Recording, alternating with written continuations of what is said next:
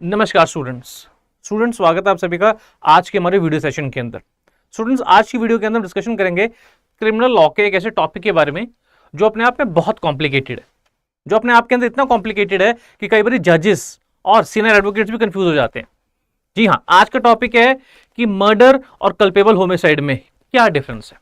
आप सभी ने, अगर कोई व्यक्ति लॉ का स्टूडेंट नहीं भी है, अगर किसी व्यक्ति ने लॉ नहीं भी पढ़ा या अगर कोई व्यक्ति करंट इवेंट्स से न्यूज़ नहीं भी पढ़ता तो उसने एक शब्द जरूर सुना होगा, मर्डर।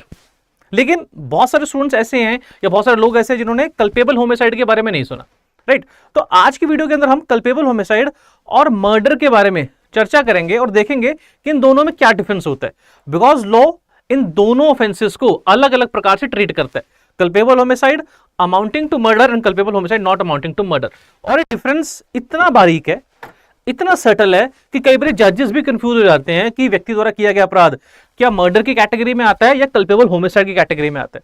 तो आज की वीडियो को अंत तक देखिएगा और अंत में हम जानने का प्रयास करेंगे कि कौन सा अपराध कल्पेबल होमिसाइड है और कौन सा अपराध मर्डर है, और कहां पर जाकर ये एक दूसरे से ओवरलैप करते हैं और कहां पर जाकर एक दूसरे से अलग हो जाते हैं, डिस्टिंक्ट हो जाते हैं। तो देखिए, आज की वीडियो कल्पेबल होमिसाइड और मर्डर के ऊपर। अब पहली चीज है कि होमिसाइड क्या होता है। कल्पेबल होमिसाइड जानने से पहले तो आपको ये समझना होगा व्हाट इज होमिसाइड। होमिसाइड होता क्या है? देखिए, होमिसाइड का सिंपल सा मतलब है killing of a person by another person. जब एक व्यक्ति दूसरे व्यक्ति की मौत का कारण बनता है उसको बोलते हैं होमिसाइड, राइट। और फॉर एग्जांपल, जब कोई व्यक्ति खुद ही आत्महत्या करता है उसको बोलते हैं सुइसाइड, राइट। जब एक व्यक्ति दूसरे व्यक्ति की मृत्यु का कारण बनता है उसको बोलते हैं होमिसाइड, राइट। अब होमिसाइड के अंदर क्या चीज आवश्यक है? डेथ।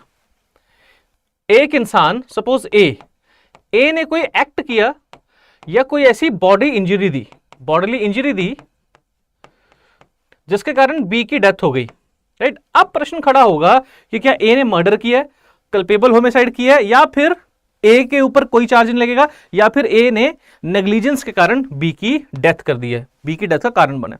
ठीक है, तो सबसे इंपॉर्टेंट क्या चीज होती है कि एक व्यक्ति द्वारा कोई एक्ट किया गया है या सामने वाले को कोई बॉडीली इंजरी दी गई है। अब सीधी सी बात है, सामान्य सी बात है, कोई व्यक्ति ऐसे तो मर नहीं जाएगा। अगर कोई दूसरा व्यक्ति उसको बॉडीली इंजरी देगा या कोई ऐसा काम करेगा जिससे उसकी बॉडी को क्षति पहुंचेगी, तभी तो व्यक्ति की डेथ होगी ना।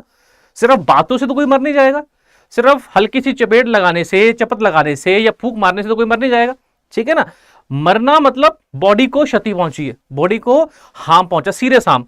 अब सामने वाले ने कोई ना कोई एक्ट तो किया होगा ना जिससे बॉडी को हार्म पहुंचे, कोई ना कोई इंजरी तो दी होगी ना। फॉर एग्जाम्पल, ए ने बी को चेस्ट में, एब्डोमेन में गोली मार दी, ए ने बी के सर में गोली मार दी, ए ने बी को जिंदा जला दिया पेट्रोल डालकर, केरोसिन डालकर, गैसोलीन डालकर, ए ने बी को 10 मंजिल से धक्का मार दिया, ए ने बी को पानी में डुबो दिया, ए ने बी को जहर वाला खाना खिला दिया। अब ये सारे एक्ट हैं जिसके कारण बी की डेथ हुई है, राइट। तो ए ने या तो कोई एक्ट किया, कार्य किया, या फिर ए ने कोई बी को बॉडी इंजरी दी जिसके कारण बी की डेथ हो गई, राइट। तो जब एक व्यक्ति के किसी एक्ट या बॉडी इंजरी के कारण दूसरे व्यक्ति की डेथ हो जाती है, तब यह प्रश्न खड़ा होता है कि एक्यूज्ड ने, अपराधी ने या आरोपी ने क्या कल्पेबल होमिसाइड की है या मर्डर की है, ठीक है। लेकिन आगे बढ़ने से पहले मैं आपको एक छोटी सी जानकारी देना चाहता हूं, छोटी सी इंफॉर्मेशन देना चाहता हूं। देखिए स्टूडेंट्स, ऐसा है कि हर केस में, सपोज एक केस पढ़ते हैं, ए ने ऐसा कोई कार्य किया, ये ए ने बी को शूट कर दिया, गोली मार दी, ठीक है। लेकिन कई सिचुएशंस ऐसी होंगी जहां पर कानून ए को माफ कर देगा, एक्सक्यूज कर देगा या ए के एक्ट को जस्टिफाई करेगा। ऐसा कैसे हो सकता है? ए ने बी को गोली मारी, बी की डेथ हो गई, लेकिन फिर भी ए को कानून कह रहा है कि आप बच गए, जाओ, आप मुक्त हो, आप दोष मुक्त हो, you are exempted from punishment. ऐसा कैसे? देखिए, कुछ सर्कमस्टांसेस ऐसे हैं जहां पर होमिसाइड्स को, मतलब किलिंग को, लॉफुल माना जाता है। कब? देखिए, ऐसा है कि हमारा लॉ मान के चलता है, अगर किसी व्यक्ति ने दुर्भावना, गिल्टी माइंड के साथ कोई कार्य किया जिससे सामने वाले को क्षति पहुंची है, तो वो अपराध है। लेकिन अगर कार्य करते वक्त व्यक्ति का माइंड गिल्टी नहीं है, दोषी नहीं है, वो किसी को नुकसान पहुंचाना नहीं चाहता या उसको अंदेशा भी नहीं है कि किसी को नुकसान पहुंच जाएगा, और तब उससे कोई ऐसा कार्य हो गया जिससे सामने वाले को नुकसान पहुंच गया, तो यहां पर लॉ ऐसे व्यक्ति को पनिश नहीं करता। एग्जाम्पल देता हूं, सपोज एक बच्चा है, उसकी उम्र है 6 साल। अब 6 साल के बच्चे के सामने गन पड़ी थी, उसने गन उठाई, मूवीज की तरह ट्रिगर दबा दिया और वो गोली लग गई किसी आदमी को, उसकी डेथ हो गई। अब क्या कानून बच्चे को सजा देगा? आंसर है नहीं। क्यों? लॉ ये मान के चलेगा कि वो जो बच्चा 6 साल का, उसके पास सोचने और समझने की कैपेबिलिटी नहीं है, छोटा है, उसका माइंड डेवलप ही नहीं हुआ, वो जानता ही नहीं जो वो कर रहा है वो अपने आप में दूसरे व्यक्ति को कितना नुकसान पहुंचाएगा। ठीक है, तो लो ये मान के चल रहा है कि ऐसा बच्चा दुर्भावना, द्वेष, गिल्टी माइंड पैदा ही नहीं कर सकता, ठीक है ना। तो इस बच्चे से अपराध अगर हो भी गया, माफ कर दो, एग्जेम्प्ट कर दो। उसी प्रकार एक अनसाउंड माइंड का व्यक्ति, अब अनसाउंड माइंड का व्यक्ति क्या होता है? ऐसा व्यक्ति जो ये नहीं सोच सकता, समझ सकता कि उसके द्वारा जो काम किया जा रहा है, कार्य किया जा रहा है, वो दूसरे इंसान को क्या नुकसान पहुंचाएगा। फॉर एग्जाम्पल, एक व्यक्ति जिसको बचपन से ही हेलुसिनेशंस होते हैं, डेल्यूशंस होते हैं, या वो व्यक्ति बचपन से ही इंसेन है, ठीक है, किसी ना किसी प्रकार का कंजेनिटल डिफेक्ट है उसमें, और वो व्यक्ति बचपन से ही इंसेन है। अब वो यही नहीं जानता कि अगर मैं किसी व्यक्ति को गोली मार दूं या उसकी तरफ गन करके चला दूं तो उस व्यक्ति को नुकसान क्या पहुंचेगा। जो व्यक्ति अपना ही खुद का भला बुरा नहीं सोच सकता, वो दूसरे का भला बुरा क्या सोचेगा। तो अगर ऐसे व्यक्ति से किसी की हत्या हो जाती है और ये प्रूव हो जाता है कि ये व्यक्ति अपराध करते वक्त साउंड माइंड का नहीं था, इस बेचारे को पता ही नहीं था जो ये कर रहा है उससे सामने वाले को क्या नुकसान पहुंचेगा, तो लॉ ऐसे व्यक्ति को एग्जेम्प्ट कर देता है, लॉ ऐसे व्यक्ति को सजा देता ही नहीं है, उसको अनसाउंडनेस ऑफ माइंड, इनसैनिटी का डिफेंस दे देता है, ठीक है। उसी प्रकार आत्मरक्षा, प्राइवेट डिफेंस, प्राइवेट डिफेंस में किया हुआ कोई भी कार्य लॉ एग्जेम्प्ट कर देगा। सपोज कोई व्यक्ति आपके ऊपर अटैक कर रहा है, करने का प्रयास कर रहा है, और वो अटैक इतना सीरियस है कि आपके मन में डर पैदा हो गया, अभी अटैक हुआ नहीं है कंप्लीट, आपके मन में डर पैदा हो गया कि अगर अटैक सक्सेसफुल हो गया, ये व्यक्ति मुझे चोट पहुंचाने में अगर सक्सेसफुल हो गया तो या तो मेरी जान जाएगी, या फिर मुझे सीरियस इंजरी, ग्रीवियस हर्ट हो जाएगा, या फिर अगर कोई व्यक्ति आपके ऊपर एसिड अटैक करने का प्रयास कर रहा है, कोई व्यक्ति एक महिला के ऊपर रेप अटेम्प्ट करने का प्रयास कर रहा है, या किसी प्रकार से अननेचुरल ऑफेंसेस करने का प्रयास कर रहा है, या कोई इंसान किसी दूसरे व्यक्ति को किडनैप या अबडक्ट करने का प्रयास कर रहा है, तो जिस व्यक्ति के ऊपर अटैक किया जा रहा है, कानून ऐसे व्यक्ति को ये परमिशन देता है कि वो सामने वाले की जान तक ले सकता है खुद के डिफेंस में। ऑब्वियस ही बात है, अब यहां पर आप किसी की जान ले रहे हो उसको मारने की इंटेंशन से नहीं, बल्कि खुद को बचाने की इंटेंशन से, तो मन के अंदर दुर्भावना तो नहीं है आपके। एक है कि मेरी किसी से दुश्मनी है, दुश्मनी चलते मैंने उसको गोली मार दी, ठीक है, यहां पर मेरे मन में दुर्भावना थी, मेरी इंटेंशन गिल्टी थी, यहां पर मेरी इंटेंशन गिल्टी थी, मेरे मन में द्वेष था जिसके कारण मैंने उसको गोली मारी। लेकिन अगर कोई मुझे गोली मार रहा है, मेरे पास ना तो पुलिस को फोन करने का समय, क्योंकि अगर मैं पुलिस को फोन करूंगा जब तक पुलिस आएगी तब तक तो काम तमाम हो गया होगा, ठीक है। उस समय मेरे पास एक ही ऑप्शन है कि मैं उसको शूट कर दूं, अदरवाइज वो मुझे शूट कर देगा। तो ऐसी कंडीशन में जब आपकी लाइफ के ऊपर थ्रेट बन रहा है और सामने वाला व्यक्ति जो आपके ऊपर थ्रेट पैदा कर रहा है आप उसको मार भी दो, तो लॉ आपको पनिश नहीं करेगा, राइट, लॉ आपको पनिश नहीं करेगा। तो ध्यान से देखिए बच्चों कि जनरली होमिसाइड्स लॉफुल भी होती हैं, मतलब सामने वाले की जान लेने के लिए आपके पास एक्सक्यूज या जस्टिफिकेशन है। लेकिन दूसरा, कई होमिसाइड्स ऐसी भी होती हैं जो अनलॉफुल है, मतलब आपके पास कोई एक्सक्यूज नहीं है, ना तो आप सेल्फ डिफेंस में मार रहे हो किसी को, ना ही आप मारते वक्त अनसाउंड माइंड के हो, ना ही आप बच्चे हो, ठीक है। तो इन दैट केस अगर आपने किसी की जान ली तो आपने होमिसाइड कर दिया, और ये होमिसाइड अनलॉफुल है, मतलब लॉ आपको माफ नहीं करेगा, लॉ आपको एग्जेम्प्ट नहीं करेगा, आपको सजा मिलेगी, और ऐसा होमिसाइड बनेगा कल्पेबल होमिसाइड, कल्पेबल होमिसाइड, ठीक है। अब हम पढ़ते हैं कल्पेबल होमिसाइड और मर्डर में फर्क क्या होता है। तो अब तक आप एक चीज तो समझ गए होंगे, अब तक तो आप एक चीज समझ गए होंगे कि जनरली कल्पेबल होमिसाइड क्या होता है। जब एक व्यक्ति के, सपोज ए के किसी एक्ट या उसके द्वारा दी हुई बॉडीली इंजरी से अगर दूसरे व्यक्ति की जान चली जाती है, डेथ हो जाती है, डेथ जरूरी है, अगर डेथ नहीं हुई तो फिर वो कल्पेबल होमिसाइड या मर्डर का प्रश्न ही खड़ा नहीं होता, ठीक है, जान जाना जरूरी है अनफॉर्चुनेटली। तो अगर ए के किसी एक्ट या उसकी द्वारा दी बॉडीली इंजरी से बी की जान चली जाती है, तब यह प्रश्न खड़ा होगा ए ने मर्डर किया है, कल्पेबल होमिसाइड किया है, और ए के पास मर्डर या कल्पेबल होमिसाइड करने का कोई एक्सक्यूज नहीं है, ना तो ये सेल्फ डिफेंस प्रैक्टिस कर रहा है, ना ही ये इंसेन है, ना ही वो इन्फेंट है, ना ही वो बच्चा है, और ना ही कोई एक्सीडेंट से जान गई है, ठीक है ना, कई बार एक्सीडेंट से भी हो जाती है। अब सपोज जैसे एक इंसान है, ठीक है, वो कुल्हाड़ी से पेड़ काट रहा है, अपने खेत में अपने ही पेड़ काट रहा है, क्या दिक्कत है, लॉफुल काम कर रहा है। अब वो जैसे उसने पेड़ पर कुल्हाड़ी मारी, गलती से जो कुल्हाड़ी का लोहे वाला अगला हिस्सा होता है, ठीक है, वो उड़कर किसी दूसरे व्यक्ति की गर्दन पर लगा, उसकी डेथ हो गई। अब ये एक्सीडेंट है, यहां पर इस बेचारे की जो कुल्हाड़ी से पेड़ काट रहा था उसकी इंटेंशन थोड़ी थी किसी को मारने की, उसको यहां तक कि पता भी नहीं था, नॉलेज या भनक भी नहीं थी कि सामने वाले की डेथ हो जाएगी। अब वो बेचारा अपनी कुल्हाड़ी से अपने पेड़ काट रहा है, गलती से कुल्हाड़ी हैंडल से बाहर निकली और सामने वाली की गर्दन पर जाकर लग गई। कुल्हाड़ी शार्प होती है, एक्स का जो अगला हिस्सा होता है वो शार्प होता है, सामने वाले की डेथ हो गई, तो ये एक्सीडेंट है। ठीक है, लॉ ऐसे व्यक्ति को छोड़ देगा, माफ कर देगा, राइट। लेकिन जब बिना एक्सक्यूज के किसी व्यक्ति ने दूसरे व्यक्ति की जान ली है किसी एक्ट या बॉडी इंजरी के द्वारा, अब लॉ आपको माफ नहीं करेगा। अब प्रश्न उठेगा कि आपने कल्पेबल होमिसाइड किया या मर्डर किया। बच्चों एक चीज समझना, जनरली जब हम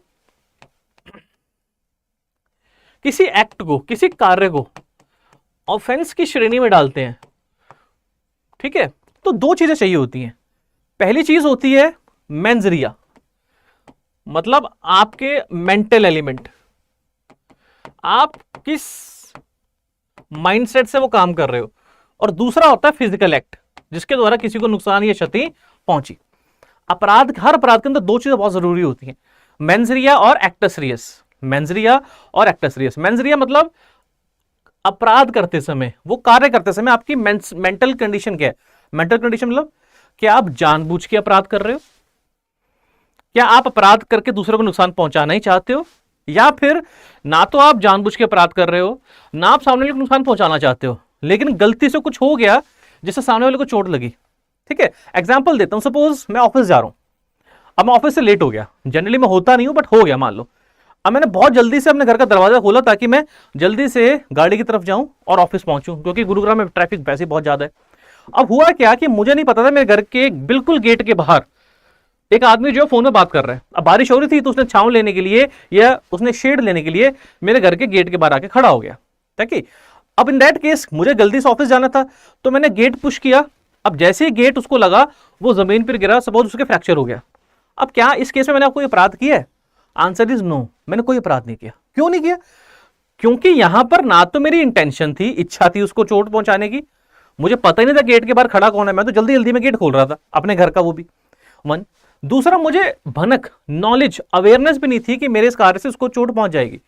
तो जब ना तो मेरी इंटेंशन थी उसको नुकसान पहुंचाने की, ना ही मुझे समझ थी, भनक थी कि मेरे गेट खोलने से सामने वाले को चोट लग जाएगी, तो मैंने कोई अपराध नहीं किया।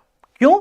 यहां पर मेरा मेंटल एलिमेंट जो है वो प्रेजेंट ही नहीं है, ना तो मेरे मन में चोट पहुंचाने की मंशा है, ना ही मुझे भनक है कि सामने वाले को चोट लग जाएगी, ठीक है ना। इसलिए चाहे मेरे किसी एक्ट से, चाहे मेरी किसी हरकत से सामने वाले को चोट जरूर पहुंची है, लेकिन मैं गिल्टी नहीं हूं। तो इससे क्या पता लगा कि किसी भी कार्य को अपराध घोषित करने के लिए दो चीजें चाहिए होती हैं। पहला है मेंस रिया, मतलब दोषी मन, गिल्टी माइंड, ठीक है। दूसरा है एक्टस रियस, मतलब वो कार्य जिससे किसी को नुकसान पहुंचा और किसी व्यक्ति को क्षति पहुंची, हार्म पहुंचा, ठीक है ना।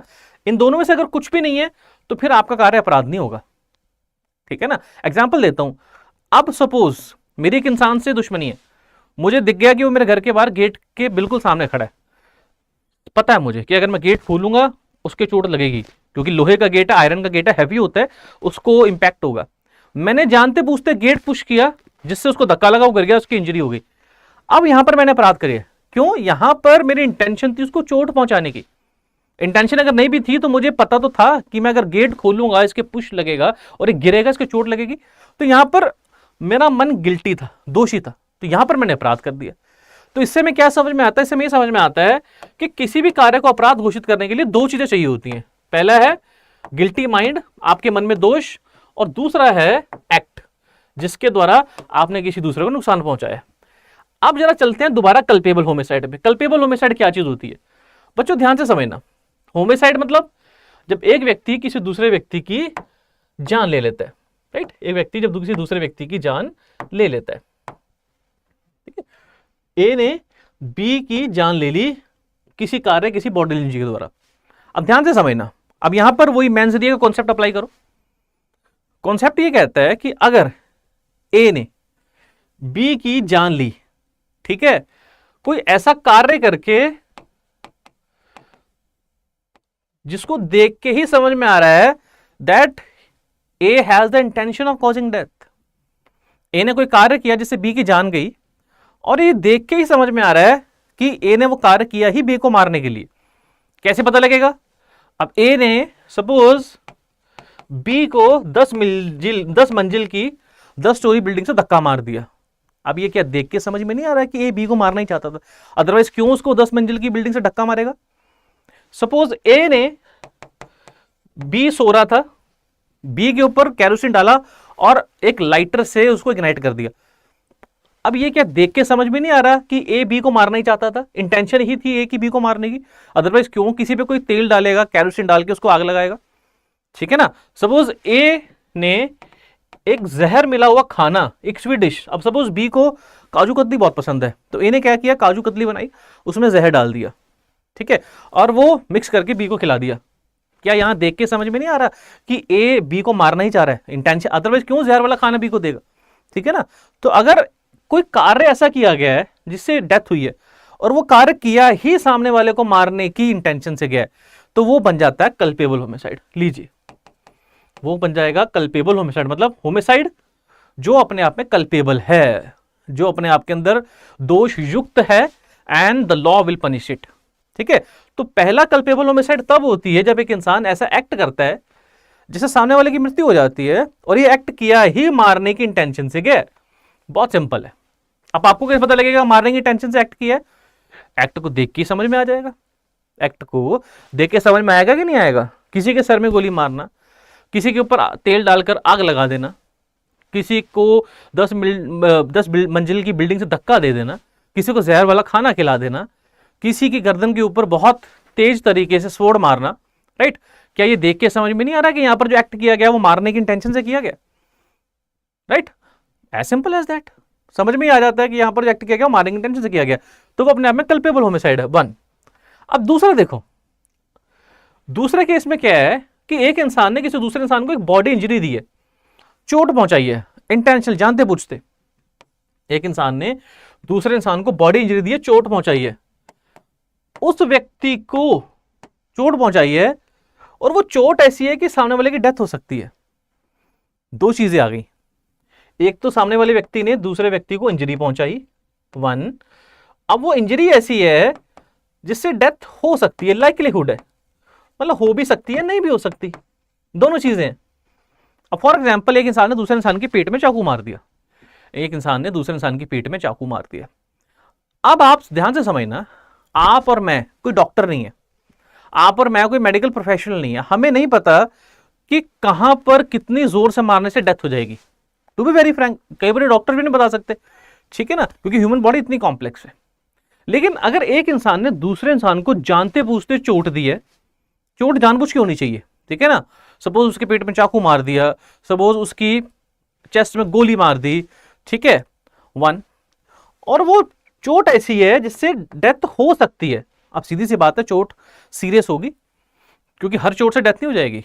अगर एक इंसान ने दूसरे इंसान की सपोज बाजू तोड़ दी, पैर में फ्रैक्चर कर दिया, दांत तोड़ दिया, उससे डेथ थोड़ी हो जाएगी। तो अगर चोट इतनी सीरियस है कि उससे मौत की प्रोबेबिलिटी खड़ी हो रही है, तो सीधी सी बात है, जो देने वाला व्यक्ति है, चोट देने वाला व्यक्ति है, गिल्टी तो वो है, ठीक है ना, अपराध तो उसने बड़ा ही किया।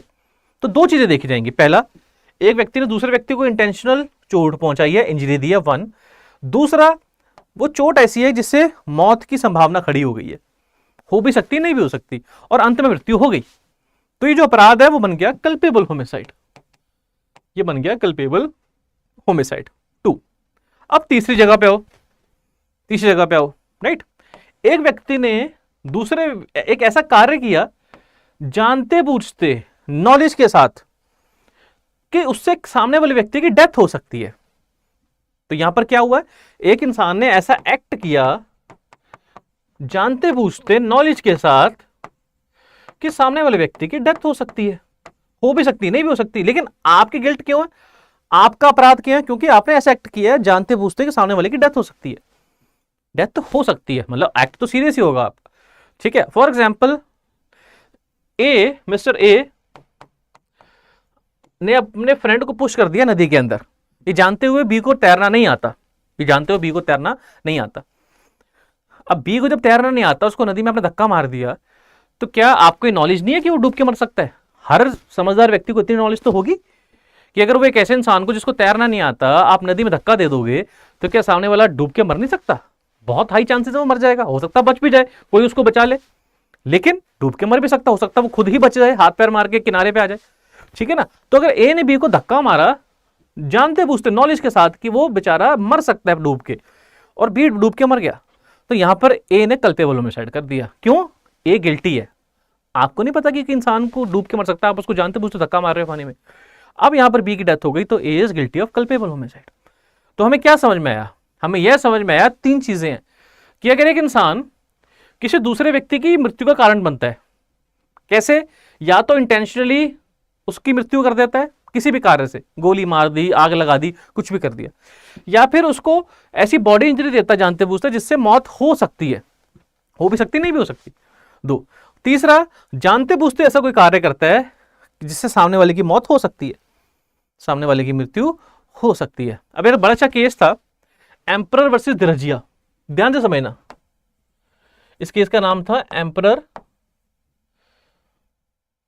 वर्सेस धीरजिया। इस केस में क्या हुआ? इस केस के अंदर एक यंग महिला थी, उसकी उसके हस्बैंड से लड़ाई हो गई। अब वो डर गई, ठीक है, ये केस 1940 का है, तो सोचो उस समय जो है वो अनएजुकेटेड थी बेचारी, उसके पास कोई जॉब नहीं थी, नौकरी नहीं थी, तो हस्बैंड से लड़ाई हो गई, झगड़ा हो गया और वो डर गई। अब वो घर से भाग गई अपने बच्चों को लेकर, बच्चा जो 7-8 महीने का था। अब हस्बैंड को जब पता लगा कि मेरी वाइफ घर से भाग गई है, तो हस्बैंड उसको ढूंढने के लिए उसके पीछे पीछे। अब उस वाइफ ने अपने हस्बैंड को पीछे से आते हुए देख लिया। अब डर के मारे कि मेरे हस्बैंड मुझे और पिटाई करेगा, ये बेचारी कुएं में कूद गई, और उसके पास एक बच्चा भी था जो उसकी गोद में था, ठीक है। अब आप कहोगे कि कुएं में कूद कर कौन सा बच जाएगी, लेकिन बेटा जब ऐसा ही होता है, जब इंसान के दिमाग में फियर क्रिएट होता है ना, तो इंसान रैशनली सोच नहीं पाता, ठीक है। आप कहोगे रैशनली कि अगर ये हस्बैंड की पिटाई से डर रही थी तो कुएं में कूद कर कौन सा बच जाती। हुआ ये कि ये कुएं में कूद गई, ठीक है, क्योंकि मन में डर था। इंसान फियर में रैशनली नहीं सोच पाता, सिंपल सी बात है। अब हुआ ये कि कुएं में कूदी, लोगों ने इसको, इसकी चीखें सुन के इसको तो बचा लिया, लेकिन जो बच्चा था 6-7 महीने का, वो डूब के मर गया। बच्चा सर्वाइव नहीं कर पाया क्योंकि वो 6-7 महीने का बच्चा था।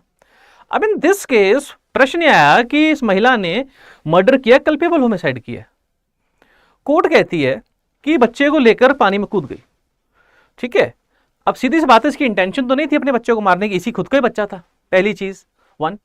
दूसरा, इसने ना ही बच्चे को कोई चोट दी है जिससे बच्चे की मृत्यु हो सकती थी, ये बच्चे को लेकर पानी में कूदी है। तीसरी चीज, क्या इसने ऐसा कार्य किया जानते बूझते कि बच्चे की डेथ हो सकती है? कोर्ट कहती है ये बात ठीक है। आप एक छोटे से बच्चे को, 6-8 महीने के बच्चे को लेकर पानी में कूद रहे हो, आपको इतनी नॉलेज तो होगी ना, बच्चा डूब के मर सकता है, ठीक है, और वो बच्चा एंड में डूब के मर गया। तो कोर्ट कहती है चाहे ये मां ही थी, चाहे इसने डर से ही पानी में छलांग मारी, लेकिन इसने ऐसा काम किया जानते बूझते कि बच्चा डूब के मर सकता है। तो यहां पर कोर्ट ने धीरजिया को कल्पेबल होमिसाइड के लिए दोषी माना, लेकिन कोर्ट ने सजा जो है वो कम कर दी। कोर्ट कहती है बेचारी अनफॉर्चुनेट है क्योंकि इसका एक तो बच्चे की डेथ हो गई है, अब इसको भी हम जेल में डाल देंगे और इसको लंबी सजा देंगे तो this would be against the scales of justice, इसलिए हम इसको कम सजा देंगे, और जितनी सजा इसने अभी तक काट ली है, जब तक केस कोर्ट में आया तब तक की वो सजा हम प्रॉपर मान के उसको छोड़ देते हैं। तो एक चीज तो मैं समझ में आ गई कि कल्पेबल होमिसाइड के लिए इन तीनों में से कोई चीज होना आवश्यक है, अदरवाइज वो एक्ट कल्पेबल होमिसाइड बनेगा ही नहीं, पहली चीज, ठीक है, पहली चीज। तो ये देखिए आईपीसी सेक्शन 299 और बीएनएस का सेक्शन 100 ये कल्पेबल होमिसाइड की ही बात करता है, ठीक है। Direct intention, body injury likely to cause death और नॉलेज ऑफ डेथ, राइट। एक बड़ा अच्छा केस हुआ Ramudu versus state of Andhra Pradesh, Katta Ramudu. इस केस के अंदर एक इंसान ने दूसरे इंसान की छाती में, चेस्ट में बहुत ही तेज हथियार से अटैक किया और बोलते बोलते कहा कि अब तुझे जान से मार रहा हूं। कोर्ट कहती है देख के समझ में आ रहा है कि ये अटैक ही सामने वाले को मारने की इंटेंशन से किया गया था, ठीक है ना। तो यहां पर तो इंटेंशन ऑफ डेथ सामने ही है और डेथ हो भी गई, सीधा कल्पेबल होमिसाइड है, इस व्यक्ति को कल्पेबल होमिसाइड के लिए दोषी ठहराओ, खत्म, ठीक है। तो इसीलिए अगर इन तीनों में से कोई भी इंग्रेडिएंट फुलफिल हो जाता है तो व्यक्ति कल्पेबल होमिसाइड के लिए दोषी है। तो कल्पेबल होमिसाइड तो हम समझ चुके हैं कि कल्पेबल होमिसाइड होता क्या, ठीक है। अब आगे चलते हैं। अभी हमने समझा कि कल्पेबल होमिसाइड क्या है, एक इंसान की डेथ, आपने कोई ऐसा कार्य किया जिससे एक इंसान की डेथ हो गई, 1, ठीक है।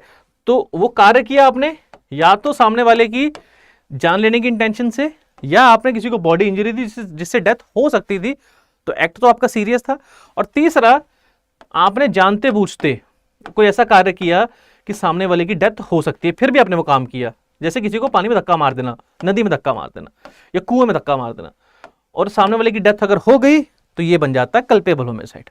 ठीक है, अब प्रश्न आती है कि कल्पेबल होमिसाइड अगर ये है तो मर्डर क्या चीज है? अगर ये कल्पेबल होमिसाइड है तो व्हाट इज मर्डर?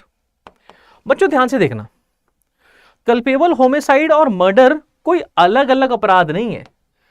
ये देखो, ये आपने वेन डायग्राम देखे होंगे, ये वेन डायग्राम है। ठीक है, मर्डर जो है वो कल्पेबल होमिसाइड का ही एक हिस्सा है। तो फिर कल्पेबल होमिसाइड और मर्डर में फर्क क्या हुआ?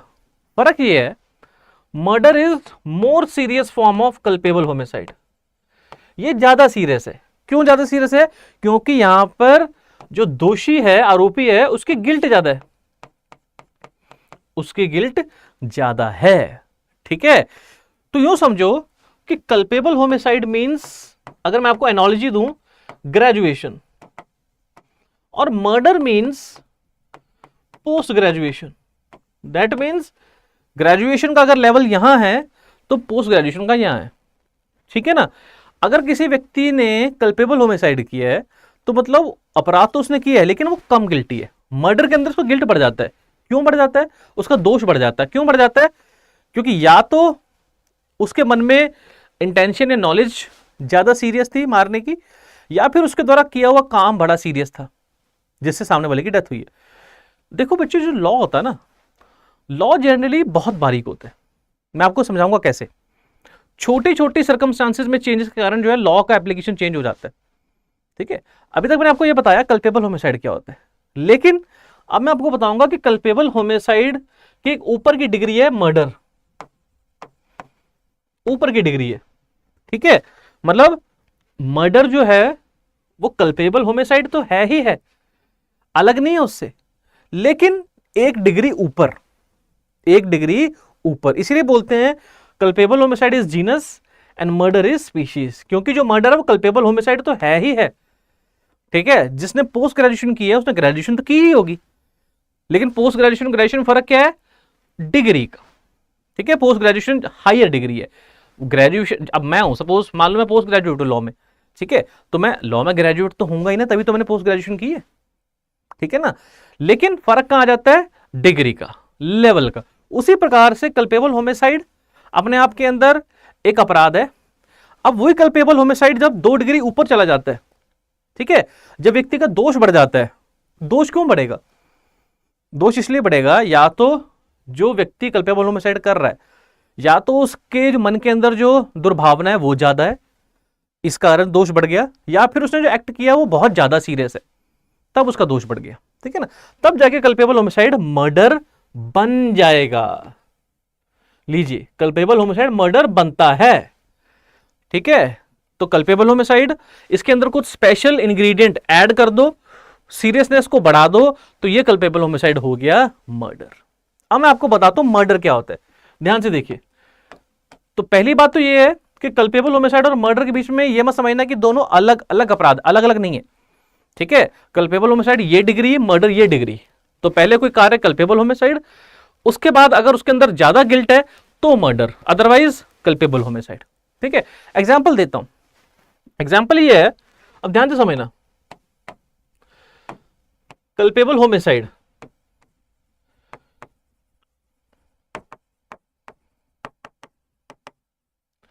मर्डर कब बनेगा? 4 सिचुएशन के अंदर ये मर्डर बन जाएगा। ठीक है, 4 सिचुएशन के अंदर ये मर्डर बन सकता है। अब वो 4 सिचुएशन है क्या? ध्यान से देखना। पहली सिचुएशन 1, एक इंसान ने कोई ऐसा कार्य किया, ए ने कोई ऐसा एक्ट किया या किसी को ऐसी बॉडी इंजरी दी, ऐसी चोट दी जिसके कारण बी की डेथ हो गई। ठीक है, और ये देख के समझ में आ रहा है कि इन्हें जो चोट दी थी वो दी ही मारने की इच्छा से गई थी, इंटेंशनली दी गई थी कि मार दो, हमारा ऑब्जेक्टिव ही मारना है। इस सिचुएशन के अंदर ये जो कार्य है ये कल्पेबल होमिसाइड तो है ही है, अब ये कल्पेबल होमिसाइड मर्डर भी बन गया है। क्यों? यहां पर चोट ही दी गई है मारने की इंटेंशन से।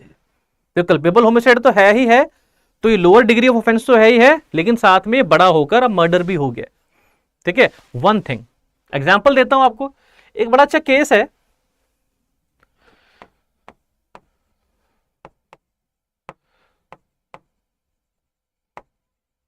आर वेंकालू, रवल पेंटा वेंकालू वर्सेस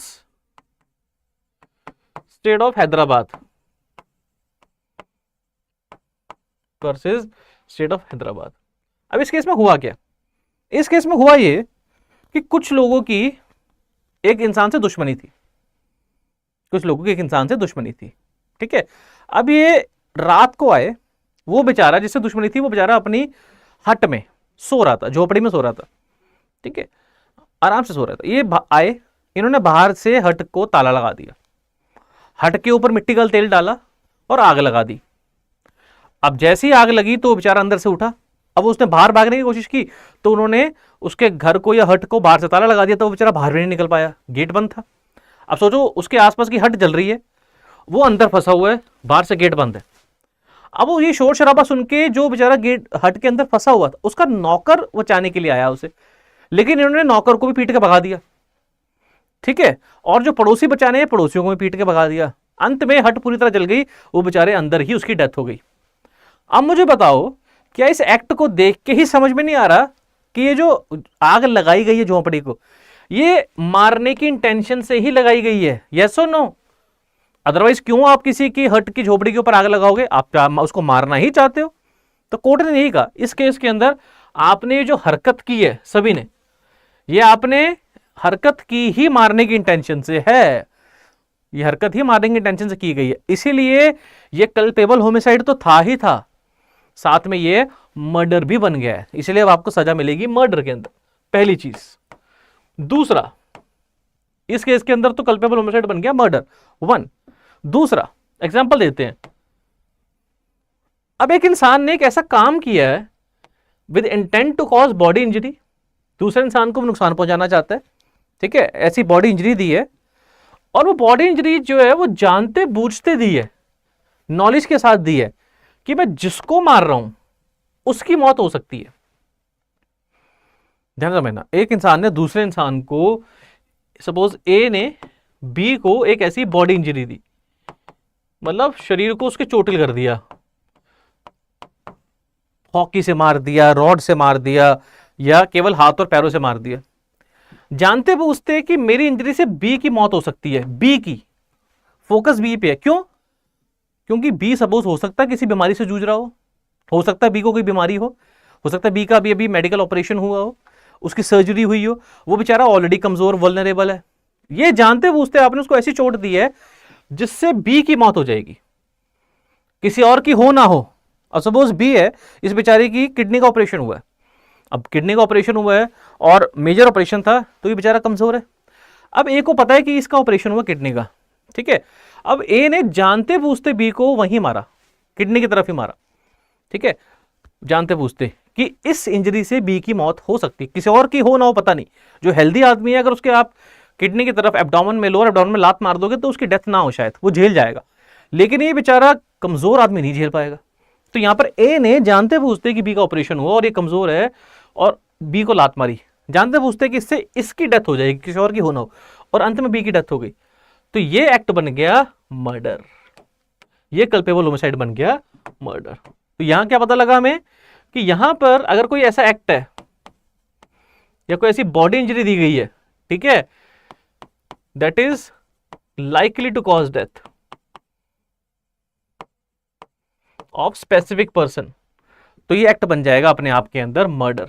अब यहां पर गिल्ट बढ़ गई ना, इंसान के दोष बढ़ गया ना, ये आप जानते हो कि इंसान कमजोर है, मेडिकली अनफिट है, उसको आप जानबूझ के मार रहे हो, जानते बूझते कि उसकी डेथ हो सकती है, ऑब्वियसली आपने मर्डर किया। तीसरा, ये इंपॉर्टेंट है, एक इंसान ने दूसरे इंसान को बॉडी इंजरी दी जानते बूझते, इंटेंशनली, और वो बॉडी इंजरी ऐसी थी जिससे हर हालात में मृत्यु हो ही सकती है, सफिशिएंट टू कॉज डेथ।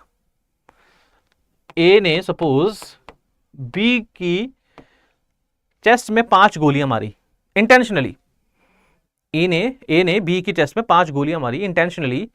अब मुझे बताओ जरा गोलियां तो इंटेंशनली मारी गई हैं, देख के समझ में आ रहा है, इच्छा से मारी गई हैं। अब ये जो 5 बार चेस्ट में गोली मारना, क्या ये सफिशिएंट है मृत्यु करने के लिए? बिल्कुल है।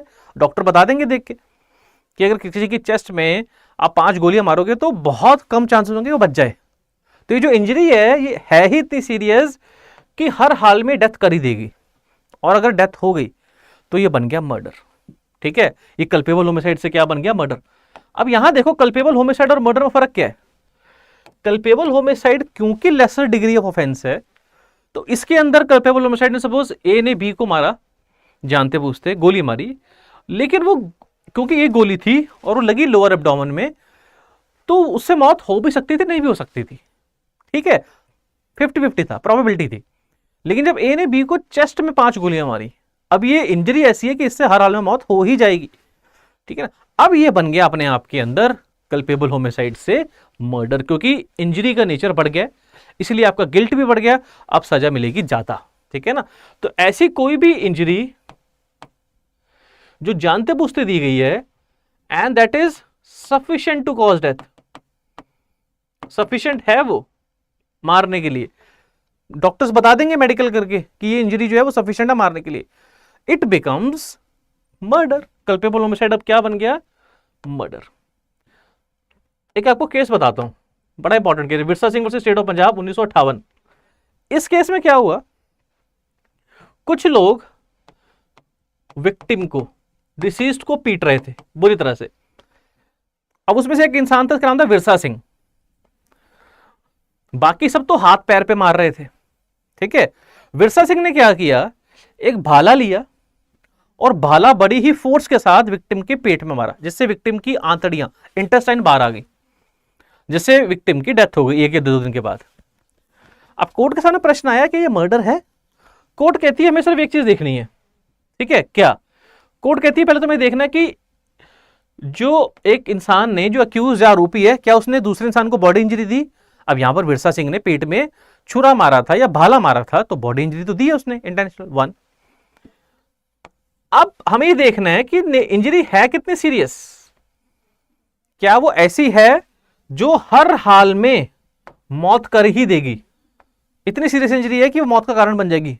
कोर्ट कहती, डॉक्टर्स ने तो ये बोला है कि ये इंजरी हर हाल में मौत का कारण बन सकती है, बस ठीक है। कोर्ट कहती है मर्डर, एक इंटेंशनल बॉडी इंजरी देना, और वो इंजरी इतनी सीरियस है कि उससे सामने वाले की मौत हो जाएगी, नॉर्मली हो जाती है। ठीक है, जैसे चेस्ट में 5 गोलियां मार देना, मैं आपको ऑलरेडी बता चुका हूं।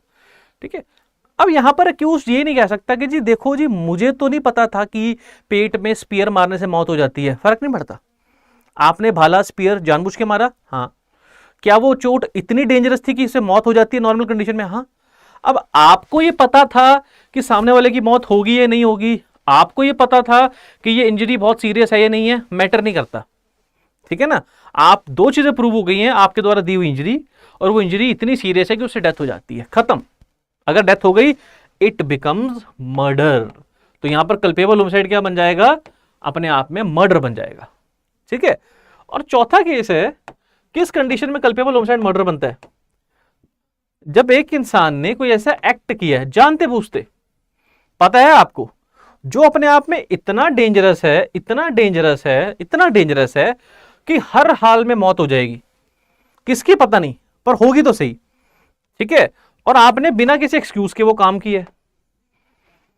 एग्जाम्पल दूं, एक इंसान सपोज ए ने भीड़ में बॉम्ब रख दिया, एक्सप्लोजिव रख दिया, और वो ब्लास्ट हो गया। अब क्या ए छोड़ो, क्या किसी को नहीं पता कि आप भीड़ में अगर आप बॉम्ब रखोगे और जब ब्लास्ट होगा तो किसी ना किसी की जान तो चली जाएगी, बिकॉज एक्ट है ही इतना डेंजरस। तो जानते पूछते आपने कि आपका काम इतना डेंजरस है कि इससे किसी ना किसी की मौत तो होगी, पता नहीं किसकी, पर किसी ना किसी की तो हो जाएगी। आपने वो काम किया, ना ही आपके पास कोई एक्सक्यूज है, क्यों भीड़ में आप बॉम्ब रख रहे हो, एक्सप्लोजिव रख रहे हो, और अगर आपके इस कार्य से किसी की डेथ हो गई तो ये बन गया मर्डर। अब ये कल्पेबल होमिसाइड नहीं रहा, क्यों? क्योंकि आपने काम ही इतना डेंजरस किया है, जानते पूछते कि किसी की मौत हो सकती है, अब ये अपने आप में बन गया मर्डर। ये कल्पेबल होमिसाइड की जगह अब क्या बन गया, ये तो ये जो ग्रेजुएशन थी वो पोस्ट ग्रेजुएशन कर गई, अब ये बन गया मर्डर। तो 4 कंडीशन के अंदर कल्पेबल होमिसाइड मर्डर बन जाता है। कब? जब इंटेंशनली किसी को ऐसी चोट दी गई है उसको मारने की इंटेंशन से, 1। दूसरा, जब इंटेंशनली किसी को चोट दी गई है जानते पूछते कि ये बेचारा कमजोर है, इससे इसकी मृत्यु हो सकती है, 2। तीसरा, जब जानते पूछते किसी को ऐसी चोट दी गई है जो इतनी सीरियस है कि किसी ना किसी की इतनी सीरियस है कि हर हाल में मौत हो ही जाएगी, 3। और चौथा, जब कोई ऐसा काम जानते पूछते किया गया है इतना खतरनाक है, जो इतना डेंजरस है कि किसी ना किसी की मौत तो होगी, और इन चारों केसेस में अगर मौत हो गई विक्टिम की तो कल्पेबल होमिसाइड बिकम्स मर्डर। अब वो कल्पेबल होमिसाइड नहीं रहेगा, वो क्या बन जाएगा? मर्डर। और मर्डर की सजा कल्पेबल होमिसाइड से हमेशा ही ज्यादा होती है। तो लीजिए एक बार फिर समअप करते हैं। अगर कोई ऐसा कार्य किया गया है, ये सेक्शन 299 और 300 जो है ये आईपीसी के हैं, ठीक है। अगर हम बीएनएस की बात करें तो बीएनएस में सेक्शन 100 और 101 है। सेक्शन का नंबर ही चेंज हुआ, बाकी कुछ नहीं चेंज हुआ, ठीक है। तो अगर कोई ऐसा कार्य किया गया है मारने की इंटेंशन से तो वो कल्पेबल होमिसाइड भी है और मर्डर भी है, दोनों ही है, ठीक है। 1, अगर कोई ऐसा कार्य किया गया है, ऐसी इंजरी दी गई है जिससे मौत हो सकती है, ऐसी कोई इंजरी दी गई है जिससे मौत हो सकती है, शायद ना भी हो, मतलब आपका काम सीरियस तो है लेकिन इतना सीरियस ही नहीं है कि मौत हो ही जाएगी, तो वो कल्पेबल होमिसाइड है सिर्फ, ठीक है। लेकिन वहीं अगर आपने किसी को ऐसी इंजरी दी है जिससे उसकी तो मौत हो जाएगी, किसी और की हो ना हो, उसकी तो हो जाएगी, किसी और की हो ना हो, अब यहां पर आपकी गिल्ट बढ़ गई क्योंकि आपके दिमाग के अंदर एक एडिशनल एलिमेंट आ गया कि बेचारा ये तो मर जाएगा क्योंकि ये कमजोर है, ठीक है। तो कल्पेबल होमिसाइड बन जाएगा मर्डर। तीसरा, अगर आपने किसी को ऐसी इंजरी दी है जानते बूझते कि ये इंजरी जो है वो मारने के लिए सफिशिएंट है, कल्पेबल होमिसाइड और मर्डर में देखो डिफरेंस कहां आ गया। यहां पर इंजरी जो है वो मौत कर सकती थी, प्रोबेबिलिटी थी, यहां पर इंजरी ऐसी है कि मौत कर ही देगी, इतनी सीरियस है, ठीक है। तो कल्पेबल होमिसाइड अब अपग्रेड होकर बन जाएगा मर्डर।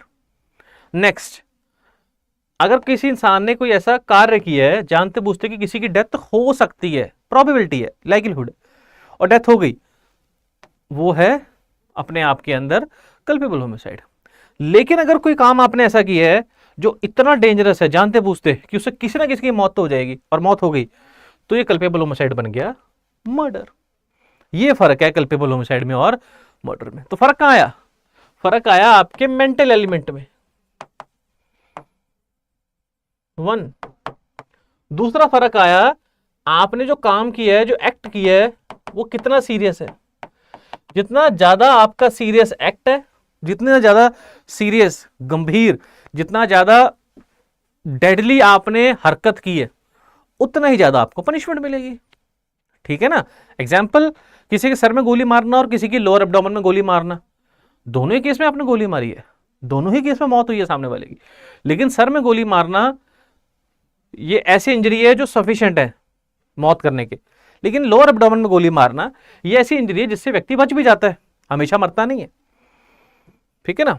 उसी प्रकार एक इंसान को फॉर एग्जाम्पल दूसरी मंजिल से धक्का मार देना और एक इंसान को फॉर एग्जाम्पल हम क्यों कह सकते हैं कि 10वीं मंजिल से धक्का मार देना। अब दूसरी मंजिल से धक्का मारा तो व्यक्ति बच भी सकता है और मर भी सकता है, तो आपको दोनों ही नॉलेज है कि व्यक्ति मर भी सकता है और बच भी सकता है। लेकिन अगर आपने किसी को 20वीं मंजिल से धक्का मारा है, ठीक है, ये यूं समझो कि आपने जो है वो फॉर एग्जाम्पल लोग कुछ सपोज वायर पे लटके हुए हैं, वो आपने मूवी देखी है, एक आमिर खान की मूवी थी, आमिर खान और अजय देवगन की, मूवी का नाम भूल रहा हूं, जिसमें वो दोनों हवा में लटके होते हैं वायर से, और एक म्यूट, एक डम इंसान होता है, वो जिस वायर से लटके होते हैं उसी को काट रहा होता है। अब वो उसको बहुत चीख रहे होते हैं कि मत काट, हम गिर के मर जाएंगे, और वो कहता है कि मुझे सुनता नहीं है। तो उसमें आमिर खान कहता है कि सुन नहीं रहा, कम से कम दिख तो रहा है कि हम दोनों एक वायर पे लटके हुए हैं और तू उसी वायर को काट रहा है। तो सपोज ऐसी कंडीशन के अंदर 2 इंसान या 3 इंसान 4 इंसान वायर पे लटके हुए, आपने उस वायर को ही काट दिया, ठीक है, तो क्या आपको नॉलेज नहीं है कि अब इनमें ये इतना डेंजरस काम है, किसी ना किसी की डेथ तो हो जाएगी, ठीक है ना। तो जैसे ही आपकी नॉलेज का लेवल बढ़ा वैसे ही आपका अपराध बढ़ गया, कल्पेबल होमिसाइड बन गया मर्डर, ठीक है। तो this is the difference between culpable homicide and murder. और सजा में भी फर्क है, मर्डर के अंदर डेथ पेनल्टी तक मिल जाती है, डेथ पेनल्टी तक मिल जाती है। ठीक है, अब वो रेयरेस्ट ऑफ रेयर केस में मिलती है वो बात अलग है, लेकिन डेथ पेनल्टी का प्रोविजन है। कल्पेबल होमिसाइड में डेथ पेनल्टी नहीं मिलती, हाथ से जो सजा मिलेगी वो मिलेगी लाइफ इंप्रिजनमेंट। मर्डर के अंदर उम्र कैद तो मिलेगी मिलेगी, मिनिमम है, बाद में कम्यूट होकर कम हो जाए बात अलग है, लेकिन एक बारी को तो मर्डर के लिए लाइफ इंप्रिजनमेंट मिल जाएगी। लेकिन कल्पेबल होमिसाइड में कभी लाइफ इंप्रिजनमेंट नहीं, लाइफ इंप्रिजनमेंट मैक्सिमम में मिल जाएगी, अदरवाइज सजा कम ही मिलती है। तो दोनों ऑफेंसेस की डिग्री में, सीरियसनेस में और ग्रेविटी में फर्क है, इसीलिए ये दोनों अलग अलग पनिशमेंट मिलती है। तो प्रश्न आएगा कि हमें कब पता लगेगा कि इंसान ने जो अपराध किया है वो कल्पेबल होमिसाइड है या मर्डर है, वो कल्पेबल होमिसाइड है या मर्डर है। हम क्या करेंगे, ये सपोज आप जज हो, आपके सामने एक ऐसा केस आया जहां पर एक इंसान ने दूसरे इंसान या एक इंसान दूसरे इंसान की मृत्यु का कारण बना, आप कैसे फैसला करोगे? पहला स्टेप आप क्या देखोगे, क्या एक इंसान दूसरे इंसान की मृत्यु का कारण बना है? यस, हाँ, 1। अब आगे बढ़ो, क्या ये कल्पेबल होमिसाइड है? मतलब क्या यहां पर कोई एक्सेप्शन तो इन्वोक नहीं हो रही है? ऐसा तो नहीं कि इसने बेचारे ने मारा तो है लेकिन प्राइवेट डिफेंस से मारा हो, या अनसाउंड माइंड होने के कारण मारा हो, या इनफेंसी में मारा हो, नहीं। दैट मीन्स यहां पर कोई एक्सेप्शन नहीं आ रही है। दैट मीन्स अब ये अपराध जो है कल्पेबल होमिसाइड हो गया, क्योंकि यहां पर या तो इंटेंशन से मारा गया है या मौत की नॉलेज से मारा गया है। 2। अब देखा जाएगा क्या ये कल्पेबल होमिसाइड मर्डर बनेगा? क्यों? ये 4 जो इंग्रेडिएंट है मर्डर के वो पूरे होंगे, 4 क्लॉज में से कोई भी पूरा होगा? यस। अगर यस हो गया तो फिर कल्पेबल होमिसाइड बन जाएगा मर्डर, जो हाईएस्ट ऑफेंस है, जिनको कहूं कि सबसे सीरियस ऑफेंस है मर्डर। अब प्रश्न ये आता है कि क्या बस यहीं पर मामला खत्म हो गया, आगे कुछ पढ़ना है हमें? उत्तर है हाँ, अभी यहां पर मामला खत्म नहीं हुआ। कल आपको पता तो लग गया कि एक अपराध मर्डर है, इंटेंशनली किसी की जान ली गई है तो वो मर्डर है, लेकिन अभी एक स्टेप और है। वो स्टेप क्या है, लेकिन वो जानेंगे। लेकिन आगे बढ़ने से पहले आप सभी के लिए एक बहुत इंपॉर्टेंट न्यूज, जो भी स्टूडेंट लॉ ऑप्शनल के माध्यम से यूपीएससी सीएससी की तैयारी करना चाहते हैं, लॉ को ऑप्शनल सब्जेक्ट की तरह ऑप्ट करना चाहते हैं, उन सभी के लिए एक अच्छी न्यूज है। बिकॉज हमने जुलाई में ही, स्टडी आईक्यू ने जुलाई में ही नया बैच लॉन्च किया है, जो 16 तारीख को ही लॉन्च हुआ था। हम लॉ ऑफ क्राइम ही पढ़ रहे हैं वहां पर। तो आप जो भी स्टूडेंट्स लॉ ऑप्शनल में इंटरेस्टेड है, जिनका एजुकेशन बैकग्राउंड लॉ रहा है, तो उन स्टूडेंट के लिए तो बहुत अच्छा ऑप्शन है कि they shall go for laws and optional. Because हमारे सिलेबस में जितने भी सब्जेक्ट्स हैं उनमें से कोई भी सब्जेक्ट हाईली टेक्निकल नहीं है। यूं कहो कि ऐसा सब्जेक्ट नहीं है जहां पर आपको रटना पड़ेगा। हमारे सिलेबस में कॉन्स्टिट्यूशनल लॉ है, इंटरनेशनल लॉ है, administrative law, law of crime, torts, contract और सीएलडी। इन सब में ऐसा सब्जेक्ट कोई भी नहीं जहां पर आपको रट्टा लगाना पड़े। अब जनरली जो प्रोसीजरल लॉज होते हैं वहां पर आपको रट्टा लगाना पड़ता है। फॉर एग्जाम्पल, अगर आप बीएनएसएस पढ़ते हो, जिसको सीआरपीसी कहते थे, आप एविडेंस पढ़ते हो, सीपीसी पढ़ते हो, यहां पर आपको रटना पड़ेगा, लंबे लंबे सेक्शन रटने पड़ेंगे। जनरली ऐसा नहीं है। हमारे सिलेबस में सारे सब्जेक्ट थ्योरेटिकल हैं, और वो सब्जेक्ट ऐसे हैं जो ऑलरेडी आपने कॉलेज में पढ़ लिए होंगे अगर आपने एलएलबी किया तो जो स्टूडेंट्स लॉ बैकग्राउंड से हैं उनको तो they must go for law optional, because already उनके पास एक प्लेटफॉर्म बेस है, उनको बेसिक से सब कुछ नहीं पढ़ना।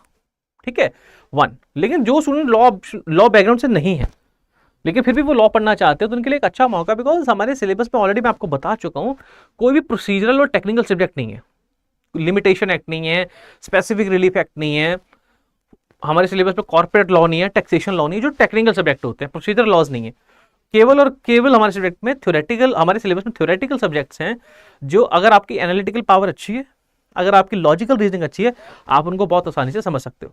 और हमारे सिलेबस में कॉन्स्टिट्यूशनल लॉ है, जो जनरली आपको पॉलिटी में फायदा करेगा, बिकॉज जो भी सब्जेक्ट्स हम पढ़ेंगे वो पॉलिटी में तो आप पढ़ते ही हो, एक एक टॉपिक पढ़ोगे आप, और वो आपको पॉलिटी में भी हेल्प करेगा। यहां तक कि हमारे जो दूसरे सब्जेक्ट्स हैं, international law, for example CLD, for example administrative law, वो भी आपको जीएस में कहीं ना कहीं हेल्प करेंगे।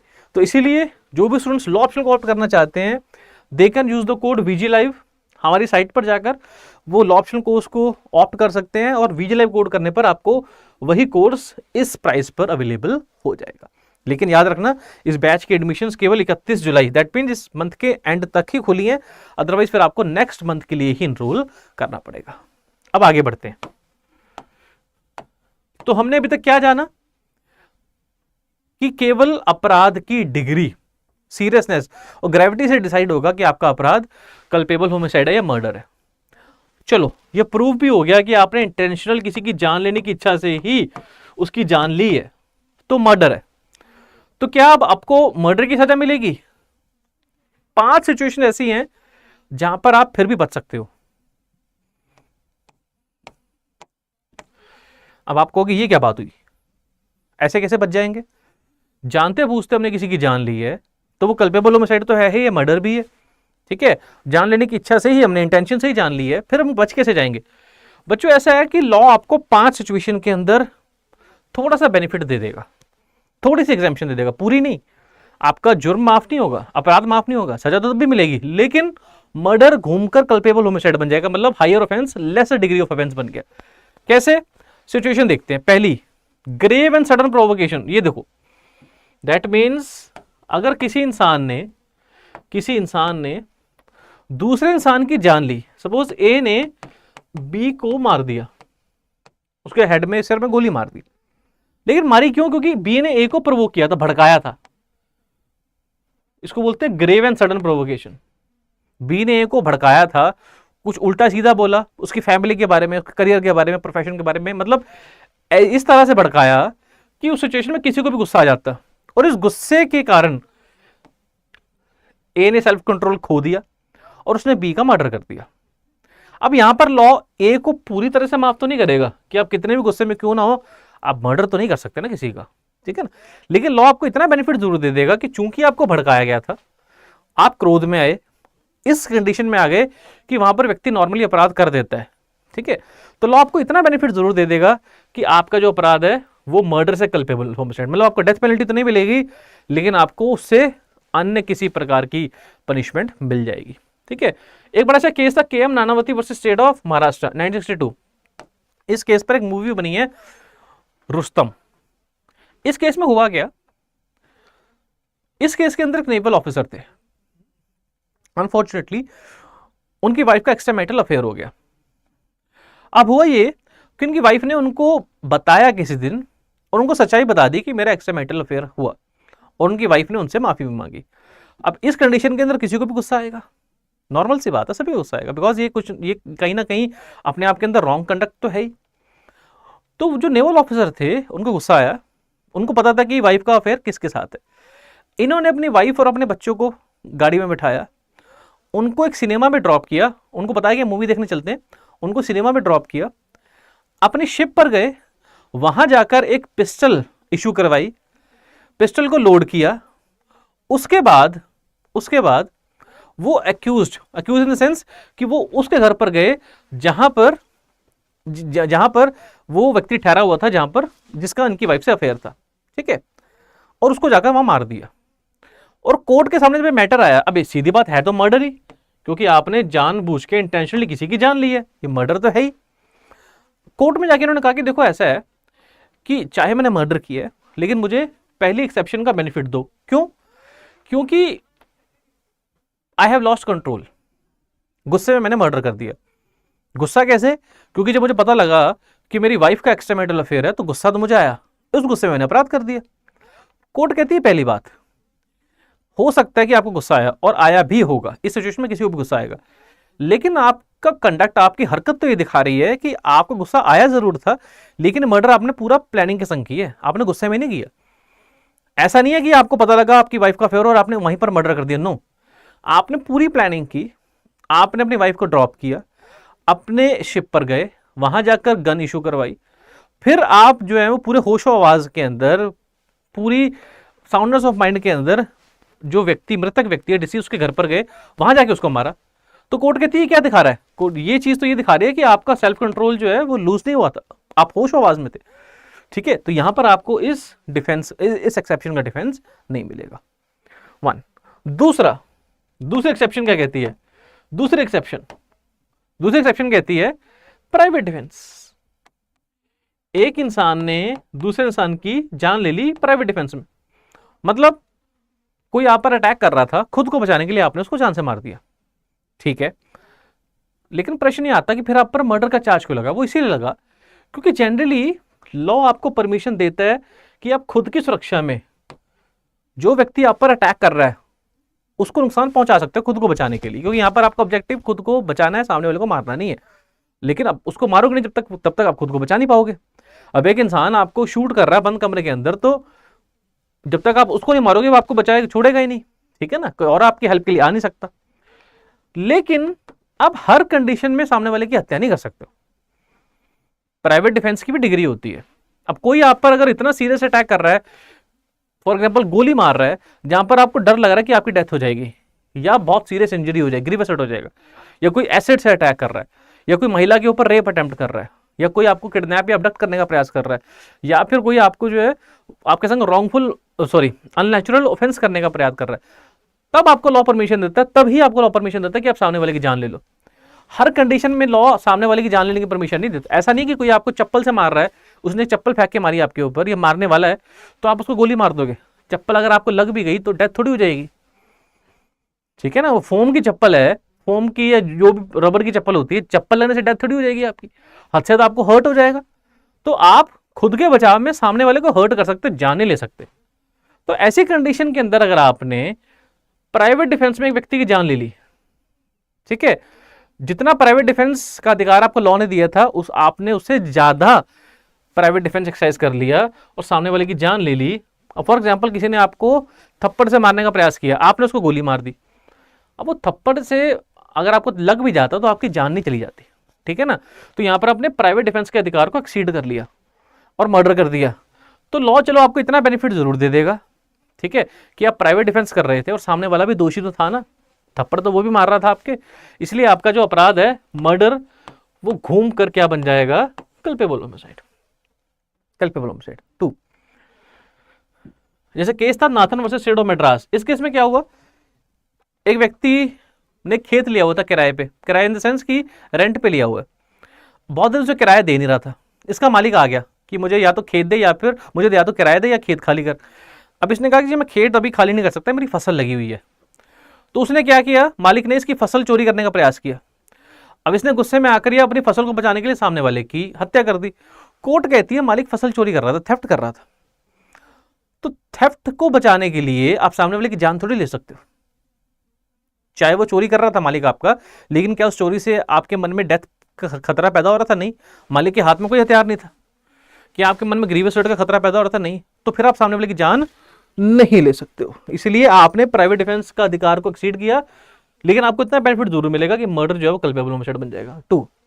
तीसरा, अगर कोई पब्लिक सर्वेंट अपनी ड्यूटी करते हुए अपनी लॉफुल ड्यूटी कर रहा है और ड्यूटी के डिस्चार्ज में अगर उसको लग रहा है कि मैं सामने वाले को मार दूं, या ड्यूटी के डिस्चार्ज में उसने सामने वाले की जान ले ली, ठीक है, तो वो मर्डर कल्पेबल होमिसाइड बन जाएगा। लेकिन जरूरी ये है कि जो पुलिस वाला है या पब्लिक सर्वेंट है, उसके मन में कोई इल विल नहीं होनी चाहिए।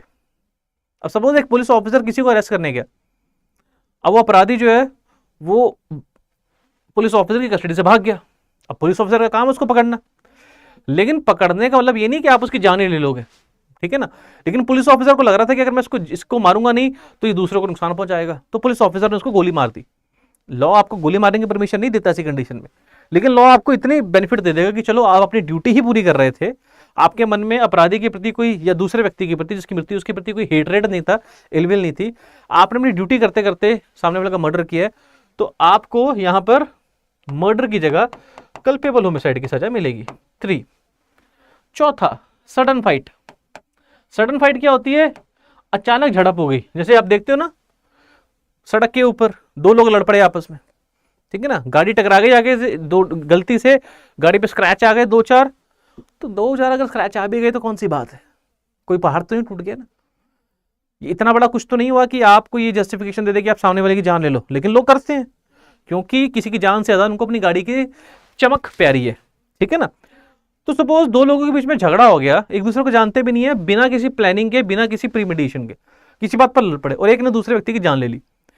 अब लॉ यहां पर आपको सजा तो जरूर देगा क्योंकि जान लेना तो ऑब्वियसली गलत बात है, लेकिन है ये कि सडन फाइट हुई है, कोई प्लान नहीं था, कोई प्रीमेडिएशन नहीं थी, गुस्से में क्रोध में आकर एक दूसरे से लड़ पड़े और एक दूसरे ने दूसरे की जान ले ली, ठीक है।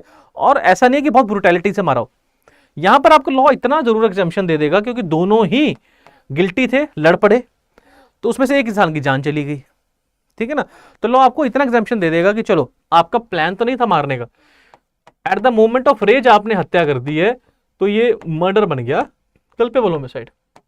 और नेक्स्ट कंसेंट, ये बहुत जरूरी है। कंसेंट मतलब एक इंसान ने दूसरे इंसान की जान ले ली, लेकिन दूसरे इंसान ने इसको कहा था कि मुझे मार दे। एग्जाम्पल, सपोज एक इंसान है बी, बड़ा परेशान है जिंदगी से, मरना चाहता है, तो वो ए के पास आया, कहता है मैं बहुत परेशान हूं, मुझे जिंदगी से मुक्ति दे, ये ले गन और मुझे मार दे। अब यहां पर बी ने खुद ही कंसेंट दिए ए को कि वो उसको मार दे। अब ए भी बेचारा भोला भाला था, उसने गन उठा के बी को मार दिया। अब यहां पर ए ने अपराध तो किया है, ए नहीं कह सकता कि मुझे बी ने कहा था कि मुझे मार दे तो मैंने मार दिया। लॉ कहेगा कि आपको खुद को समझ नहीं है कि किसी की जान लेना गलत है, आपने मारा क्यों, चाहे बी ने खुद ही आपको कंसेंट दी, लेकिन आपने फिर भी क्यों मारा।